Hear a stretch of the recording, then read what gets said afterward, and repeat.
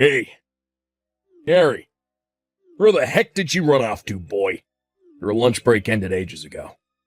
You have no right to slack off. You do well to remember you're nothing but a filthy temp worker at this company. If it were up to me, you'd be working straight through your lunch break, you damn moron. Hey, Dick. I'm out doing door-to-door sales with Greg, the sales manager today. Huh? With Greg? Thought it was weird when I couldn't find him. Telling me he's with you. He's away picking up the car from the mechanics right now, but I can pass on a message if you want to leave one with me. I ain't got jack to say to you, boy. Damn it, I'm pissed. I thought I was going to be able to force you to do all my work without that loudmouth Greg around. I can't freaking believe you're out doing the rounds with him. Ah, looks like he's back. Just pulling in now. What? You better not tell him about what I just said. This conversation stays between me and you, boy, or are we clear? Good morning, Dick. Hate to have to message you like this, but can I ask why there's a massive pile of documents you were supposed to take care of on my desk? I wouldn't be opposed to helping you out with a few pages here and there if you actually asked me, but this is going too far. Oh, that? I was going to ask you yesterday. You went straight home after your sales calls and I didn't get a chance. I couldn't be bothered to message you, so I just left them piled up on your desk. I see. Anyway, where are you today? Me? It's my day off today. Oh. You better make sure you take care of every last file on that desk for me, boy.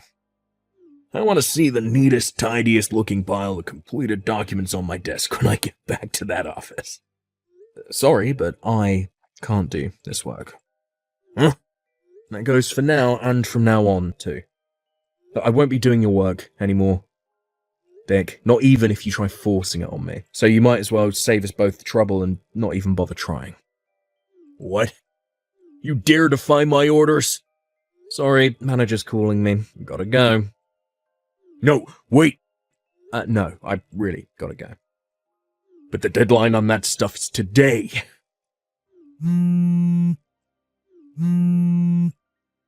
Answer your goddamn phone, boy. I'm a full-time employee at this company, you damn temp piece of crap. You do not have any right to disobey me.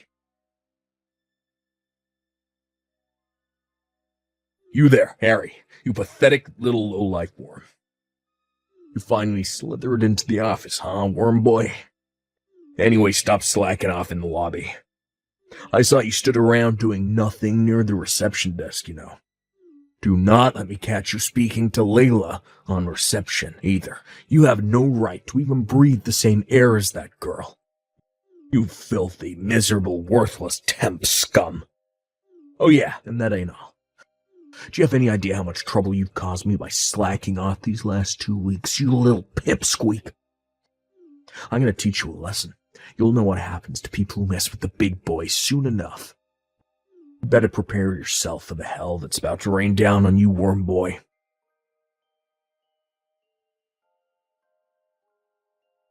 How'd you like that for a kick, pipsqueak? Bet it hurt, didn't it? You know what? Kinda reminded me of my old high school days, back when I used to flush nerds like you's heads down the toilet. I got a nostalgic throb in my right leg thanks to you, loser. You know what they used to call this right leg in my school days? The Nerd Buster, and based on how far you went flying, I can still bust nerds with the best of them. Yeehaw! Why the hell did you run up from behind and kick me while I was stood waiting at the reception desk? Huh? I want an explanation. Why do you always need me to spell everything out for you, pea-brain? Connect the dots, retard. Don't take a genius. Actually, fine, you know what? I'll tell you this time, since I feel bad for you. Alright, so I kicked you because Kayla from reception, my girl. I gave you an ass whooping because I saw you slacking off, stood at reception trying to get into her panties. I warned you this would happen, but you didn't listen. Don't you dare flirt with my girl again, filthy temp scum. We clear now? We heckin' better be. Now get back to your desk and get work. If I catch you slacking off again, I'll flying karate kick you next time. Pea-brained moron. Dick, I kinda get the impression you don't know. Could it be? Know what? I came from our biggest client company, Sadler's Stationery. Huh? They offered me a full-time contract a while back. I finally decided to take them up on it and left your company 2 weeks back without updating my temp contract. But I work for them on a regular full-time contract now. Wait, what? I didn't know about this. Well, that's strange. I announced it in front of everyone at morning call about a month before my contract ended. Well, I just said I didn't know. Well, Dick, whether you know or not changes nothing. I announced it in front of everyone at morning call, got a huge round of applause, and then everyone even pitched in for a goodbye card and a bottle of whiskey on my last day. Aren't they a great bunch? Well, I just said I didn't frickin' know. Anyway, the bottom line is I hold a senior position at Sadler's Stationery, your company's biggest, most long-term client. The reason I visited your office today was to introduce myself as the person in charge of all dealings with your company, alongside the announcement of the establishment of a new department at our HQ. The plan was to have some lengthy discussions with your superiors about the future of our business dealings together. But unfortunately, I twisted my ankle with the momentum of you kicking me across the lobby, and I'm in no condition to be discussing business anymore. Wait, what? Seriously? I just got treated at a local doctor's and received a diagnosis certificate. Well, I'm about to head back to your office and wait for the CEO of Sadler's Stationery to come pick me up. He seems awfully concerned about me and wants to know exactly how a routine introduction ended up with me at the doctor's with a twisted ankle. Let me guess, Dick, I bet you're currently up to your old trick of hiding away on the roof where you think no one can find you right now, aren't you? What? Your CEO is coming. No way, I'm not hiding. Oh, that's weird. You see, your boss says he can't find you anywhere. The entire company is looking for you as we speak. Based on what my contacts tell me, it's chaos. Oh my god, are you serious? Oh, this is bad. Real bad. Adam, our company's CEO would like to ask you a couple of questions. We have to get to the bottom of exactly what happened in that lobby and find out what possessed you to kick me so hard I went flying across the room. Naturally, I told him there's a 90% chance you took the key to the roof, which is supposed to be out of bounds, from the caretaker's office, and are currently hiding up there like you always do when you don't feel like working. How the heck do you know about the roof? Oh, I wonder. I can hear footsteps. Someone's coming up the staircase. Listen, Dick, the best thing you can do here is to accept your fate and do as the cops tell you. I don't need to tell you how trigger-happy they can get with people dumb enough to resist arrest, do I?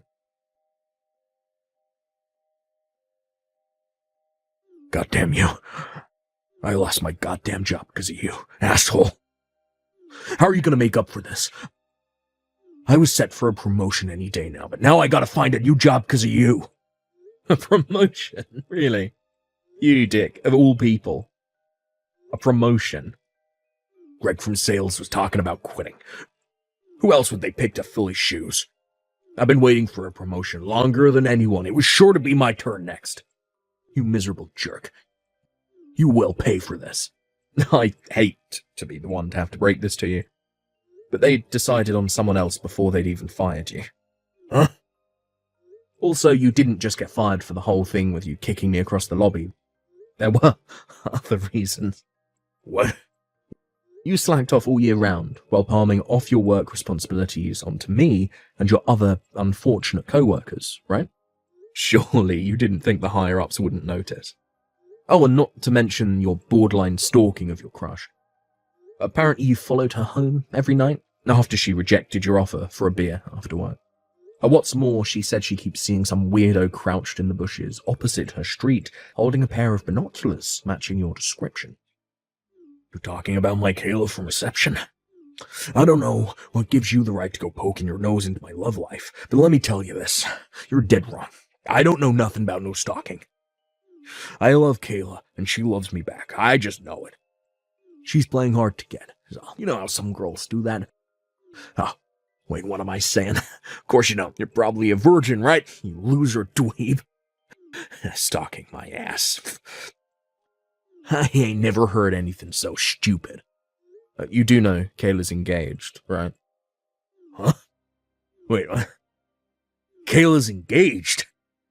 Not only that, but she has 2 children. You're lying. No, my girl wouldn't do this to me. Seriously? My Kayla, a housewife with 2 kids.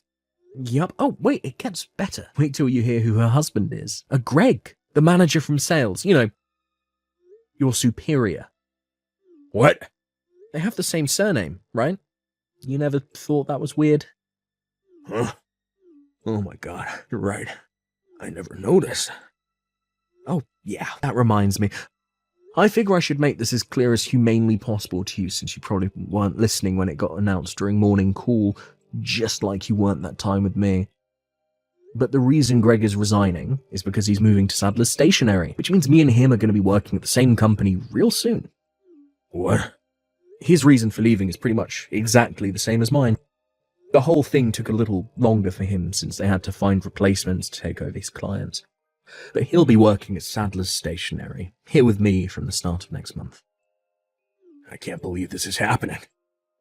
Sadler's Stationery is well known for paying salaries way above the industry average, treating its employees really well. This ain't fair. You pair of traitors. You have any decency in you, you'll speak to the bigwigs. Get me a job there by way of apology for your despicable behavior. It looks like the recruitment process for the mid-career slots is over for the year now, so you'll have to wait till more job openings are available. Sorry. That's not what I meant. I mean, get me a job by calling in a favor or 2. Well, it's funny you should say that. Well, speaking of pulling in favors, you got your job there through a good word from your uncle who works as head of human resources, right? How'd you know that? Anyway, so what if I did? I heard some of the responsibility for your violent outburst in the lobby got pinned on him, and he got demoted. What? I'm not saying it's necessarily always a bad thing for people to get jobs through personal connections, and if we're honest, that's just how the world works. But in your case, you used your uncle's influence within the company, and the fact that he protected you whenever anyone questioned your behavior as an excuse to do whatever the hell you wanted, and treat everyone like crap. This is what you get for abusing and taking advantage of his trust and good nature. You deserve everything you got. Goddamn you. Anyway, think about it. There's no way what you're asking for would ever happen. Surely you don't actually think Sadler's Stationery are the kind of company to employ people with proven track records of violent outbursts against its employees? I wouldn't put in a good word for you if you paid me $1 million. Then what the hell am I supposed to do? I just got fired, moron. Do you even understand how serious my situation is right now? I'd say I've got a pretty good idea, actually. I'm pleased you at least realize how deep in the shit you are. My advice? Start job hunting soon. Don't you think it's a little weird that of all the people in the world, I'm the one you're asking for help? Job hunting is such a pain in the ass.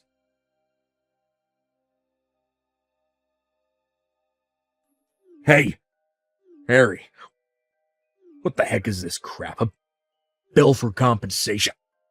I don't understand. Hey, answer me. You do realize I could have gone to the cops, filed charges against you, so you'd have a criminal record for the rest of your life, right? You should be counting your lucky stars. It's only compensation I want. Huh?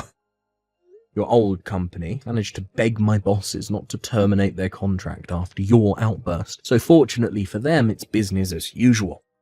As for me personally, excluding yourself, I got on with everyone at that company, like a house on fire, and I'm super grateful for all they did for me during my time there. So I have no intention of dragging them through the media shitstorm that would inevitably ensue if I press charges. Besides, I'm not the only one charging you for compensation, am I? I know Kayla from reception definitely is, because we went to see the lawyer together. And then there's the two guys from accounts who are currently working on putting together files containing, well, all your abusive messages. What? Taking everything into account, I thought it was only fair that you pay me compensation for the emotional distress you caused me, as well as paying for my medical treatment. I just lost my goddamn job. I'm unemployed. How'd you expect me to pay you all this compensation when I have no income? Like I said before, get a job. Compensation aside, how do you intend on getting by without working? There's only one thing for it. You have to get me a job at Sandler Stationery. No can do. But... No. But the money... Do I have to spell it out like you're a child? I don't want to breathe the same air as you, let alone work at the same company as you. Huh? Wipe your own ass, you abject failure of a man. Oh my God, Harry. All communications from here on out are to go through my lawyer. Thank you, and goodbye. Dick eventually came up with my compensation money by knocking on his parents' door, who live way out in the countryside, and begging on his knees in floods of tears. Apparently, they were forced to sell their house to get their wayward son out of the catastrophic mess he had gotten himself into. Dick, being his naive old self, mistakenly thought that meant he was out of the woods. He tried his best to convince his mum and dad to let him live with them in their new apartment, but he was flatly refused and ordered to pay back every cent of what they paid me in compensation. With that, his royally pissed off dad drove him over to a friend's company office, where he was forced to live in an old, disused staff room while working 12 hours a day. However, Dick mistook this new arrangement as being the same kind of connection hire that got him into our old company. He soon began barking orders left, right, and centre, and within a week made the grave mistake of ordering the CEO's son and up-and-coming company president to make him a coffee. With that, he was savagely dressed down in front of all 50 employees during the morning team meeting. He now spends his days on the verge of tears, being shouted at relentlessly by a boss half his age. Hi, May. So, did you get our wedding invitation in the mail yet? I have no clue where you live right now. I know you moved a few years ago, but you never told me your new address. I figured you'd probably set up a redirect thingy, so I just sent it to your old address. I figured you'd probably get it eventually.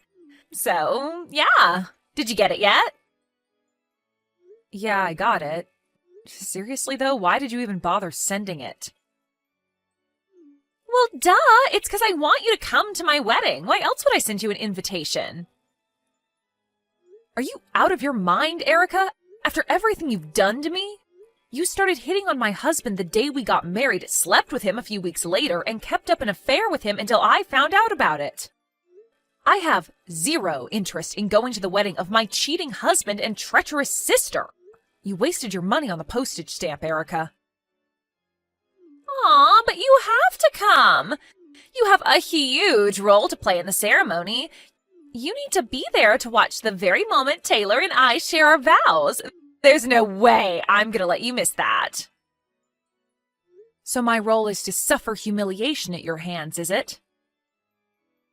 Don't worry about what your role is. Just make sure you come to the wedding, got it? Oh, maybe this little tidbit of information will change your mind. Taylor spent $100,000 on the wedding for me. Seriously? It must be a shock, I know. After all, he only spent $20,000 on your wedding. Compare those two numbers, May. Which one's bigger? Do you see now? He loves me way more than he ever loved you. You really are clueless. I told him explicitly that I didn't want a fancy wedding. I just wanted a simple one where we could fully enjoy our time with friends and family. I actually talked him down to $20,000. Yeah, right. You're just jealous I'm getting a better wedding than you. So, like I said, your attendance at the wedding is mandatory. There's no way I'm gonna miss the jealous look on your face when I walk down the aisle. And just so you know, even if you RSVP that you're not coming, we're preparing a seat for you anyway. Oh, I almost forgot. Since we're spending $100K on the wedding, the minimum gift amount is set at $5K. So make sure you bring at least that. Got it? Were you paying attention at all to this conversation? I said I'm not coming.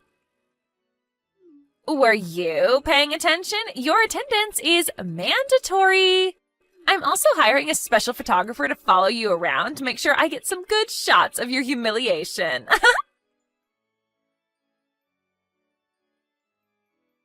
Hi there, May. This is Taylor's sister, Sarah. Sorry to contact you out of the blue like this. I know it's been a while. Hi, Sarah. Don't worry about it. I'm glad to hear from you.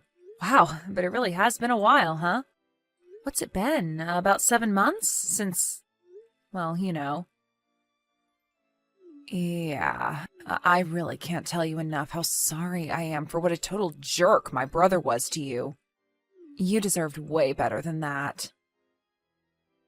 Don't worry about it. It's nothing for you to apologize over. Besides, my harlot of a sister is just as much to blame as Taylor. She's the one that came on to him first. Yeah, you're right. I still feel bad, though. By the way, have you gotten anything in the mail from them recently? Are you talking about the invitation to their wedding? Yeah.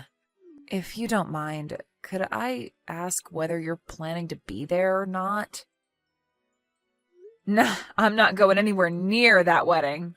But Erica told me the other day that my attendance was mandatory and that she'd be preparing a seat for me whether I'm coming or not, so... I had a good feeling that's what you were going to say. I know this is an incredibly selfish thing to say, and I feel terrible for asking you to do this, but could you please come to the wedding? You want me to come? Why? It's not something that I can talk about just yet, but let me just say that there's something that I think you really ought to see. And don't worry about Taylor and Erica. I'll have a bodyguard on hand to keep them from getting anywhere near you. Wait, so does that mean that you're going to the wedding too? That's a surprise. I was under the impression that you had a falling out with your family, since you ended up taking my side during me and Taylor's divorce. Well, I wasn't going to at first, but my dad was firm in saying that the whole family was going to be there for Taylor's wedding. And I decided that as long as I'm being forced to attend, I may as well use the circumstances to my advantage. Okay, so what's this thing that you want me to see then? You're talking about it kind of cryptically. I know, you must think I'm acting pretty weird right now. But I promise you that I'll tell you about everything before the day of the wedding. Can you trust me? All right, Sarah, I trust you. I'll let Erica know that I'm coming to the wedding. Thank you so much, May. I promise you, you won't regret this.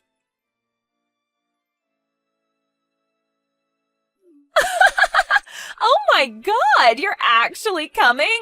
I don't believe it. Weren't you the one who told me my attendance was, quote, mandatory? Besides, I'm only here out of familial duty. After this, I'm never talking to you again. Whatever. I don't care as long as you're here. I've been waiting so long to see how jealous you are when you see how much better my wedding is than yours was. Well, lucky you.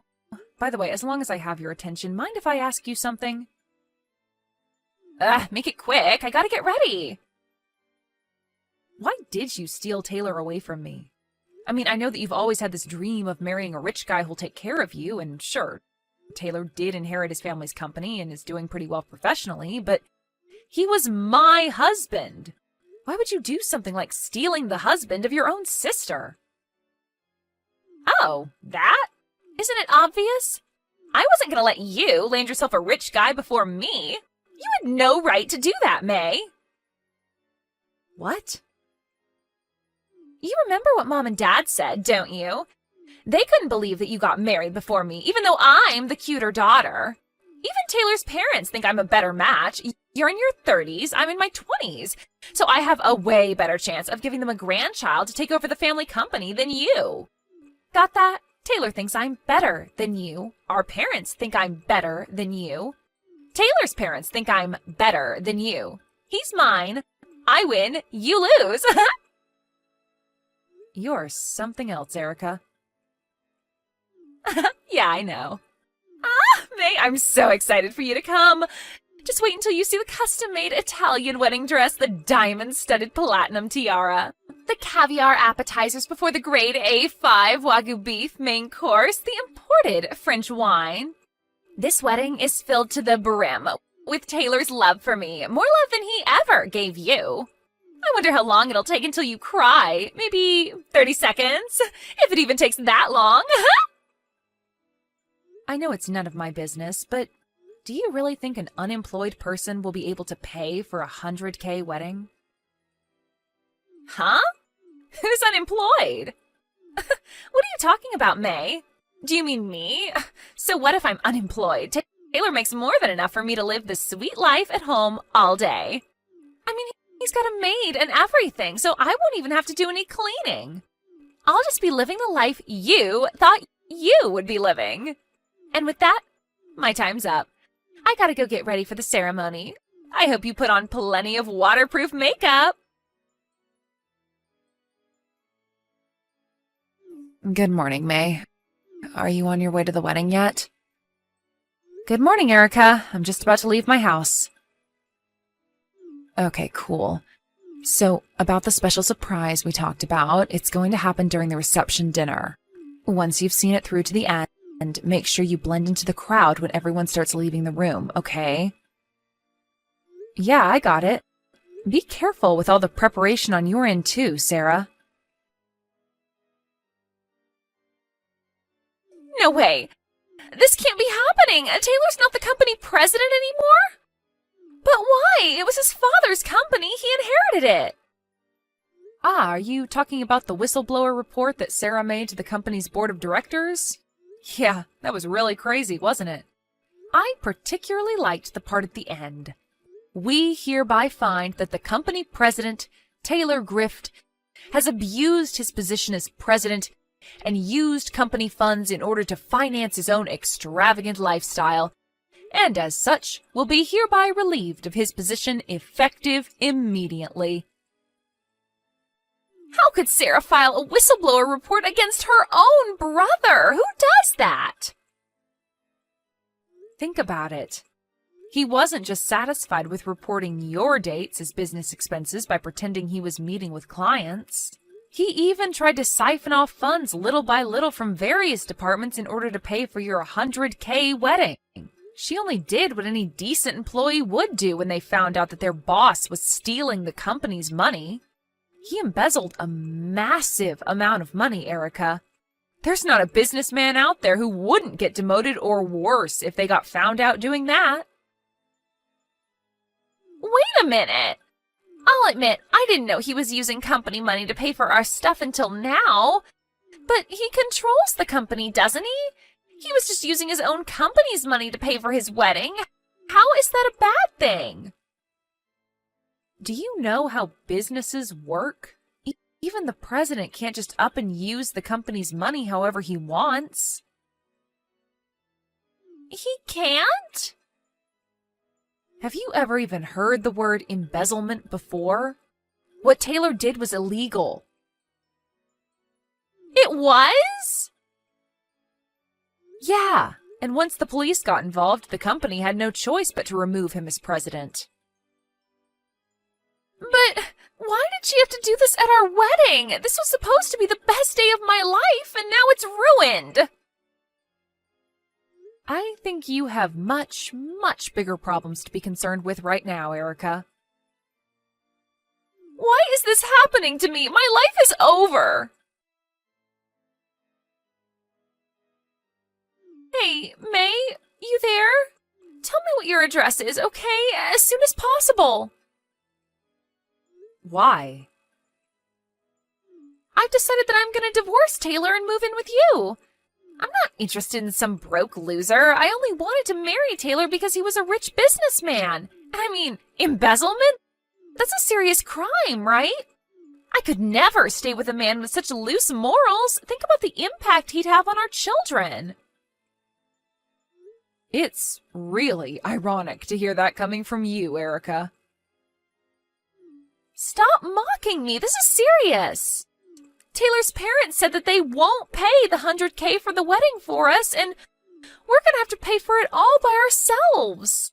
And our parents all of a sudden moved away without telling me where they were moving to, and they won't answer my calls. You're the only person left I can count on, May. Tell me, Erica, what made you think that I was going to help you? Well, you're my older sister, aren't you? An older sister has to look out for her younger sister. We're family. Yeah, that would normally be the way things worked in a normal relationship between sisters in a normal family. But you can't possibly be under the impression that we're in a normal situation, right?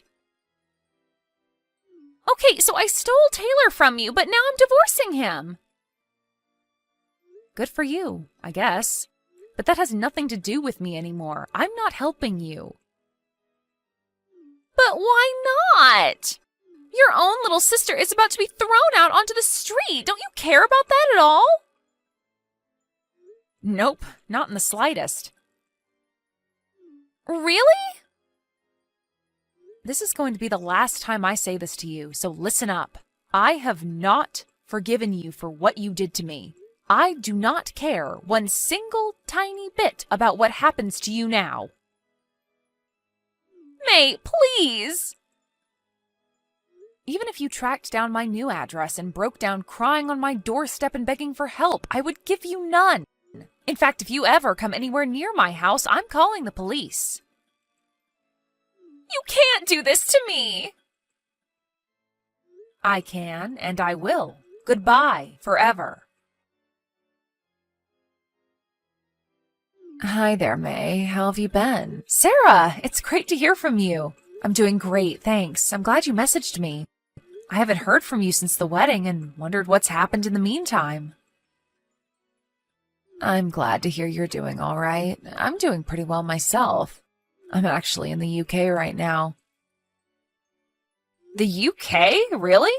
Wow, this is just a guess, but did you do that in order to escape from your disaster of a family?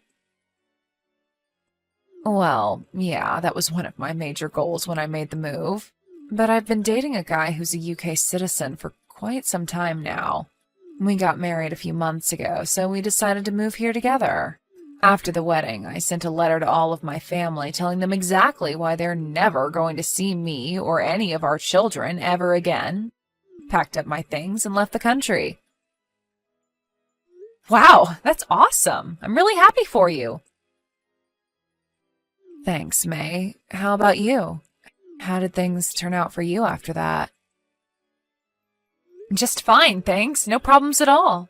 I was worried that Taylor or Erica might try and find me for a little while, but from what I hear, they have bigger problems to worry about than me. Man, I sure would like to visit the UK. I bet it's fantastic over there. You interested in coming over? Well, yeah, who wouldn't be? But my company is thinking about having me sent to one of their branches over in Japan within the next year or so. They said that it would be a big promotion for me and would come with a commensurate pay raise, but it also sounds like once I commit to it, I'm going to be stuck over there for at least the next 20 years. So I've been doing a lot of thinking about that recently. Still not sure what I'm going to do.